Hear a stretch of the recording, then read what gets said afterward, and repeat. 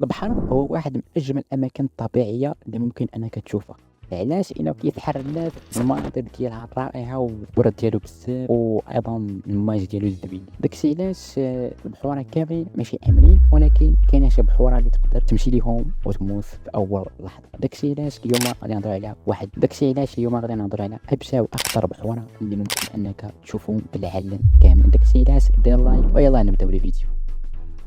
غادي نبداو بأول بحر وهو بحر الشمال، كيتواجد ما بين بريطانيا وأيضا ما بين النرويج، وكيعتبر هذا البحر هذا من بين أخطر البحور. علاش؟ بسبب العواصف القوية اللي كتضرب المنطقة بشكل مفاجئ. يعني كتكون جالس حتى شوية كيجي واحد الإعصار وكيضرب ديك المنطقة كاملة. العواصف هنا ما كتفرقش ما بين الصغير والكبير، وأيضا حتى السفن العملاقة، عندك السفن اللي كيبقاو يديو السلاحة ويجيبوها حتى هما كتولي مجرد لعبة بالنسبة لهذوك الإعصارات الكبارين بزاف. ديك السفينة كتبقى يبان لهم هي اللعبة. بحر الصين الجنوبي كيتميز هذا البحر هذا بالعمرية ديالو، يعني كيكونوا فيه الناس كثيرة بزاف، كيكونوا فيه الناس بزاف، وايضا كيكونوا فيه السفن بزاف. اللي كيكون دوك السفن، كل سفن كتكون خارجه من مدينه ولا خارجه من دوله، كتكون مروحه شي حاجه معاها. داكشي علاش هذا البحر هذا كيتعتبر من المناطق الاكثر كثافه في العالم كامل.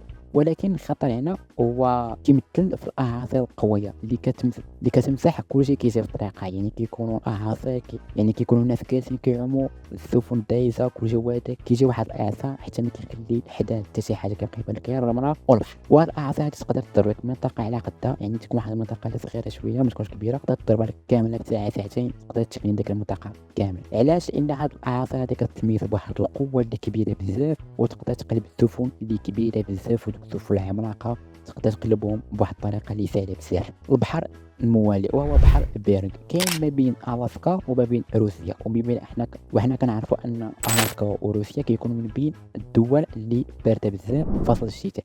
داكشي علاش هذا البحر هذا كيعتبر من بين اخطر البحوره اللي مروا في التاريخ او اللي مروا في العالم كامل. علاش؟ بسبب المناخ ديال هذا البحر هذا، كيكون واحد المناخ اللي بارد بزاف، وكيكون البحر يعني برمو بارد مزيان. داكشي علاش كيخلي السفن كتواجه واحد الموجات كبيره، وهذوك الموجات ما كيكونوش سخان شويه ولا شي حاجه، فقط كيكونوا باردين. يعني إلا ضربوا السفينه فراه كيخليوها كامله ثلج، وما كيبقى يبان منها والو. زائد انه يقدر يجمد كل شيء في واحد الثواني اللي محدوده. يعني يجمد واحد قريه كامله في واحد الثواني محدوده. وحتى البحر كيكون كيتحول لجليد او لا كيتثلج كامل في فصل الشتاء. داك الشيء علاش كيصعب علينا اننا نصيدوا وسط هذاك البحر، بسبب الثلج ديالو، وايضا بسبب الموجات الكبيره ديالو كيدير، وايضا بسبب دوك الخطورات اللي كيديرها هذاك البحر. وهذا كيعتبر من اخطر البحور اللي في العالم كامل. البحر الثاني وهذا اللي كيبان لي هو اخطر بحر اكثر من الاول. علاش؟ ان هذا البحر هذا سميتو مثلث برمودا، واحد من اخطر واغرب الاماكن في العالم كامل. كاين في المحيط الاطلسي،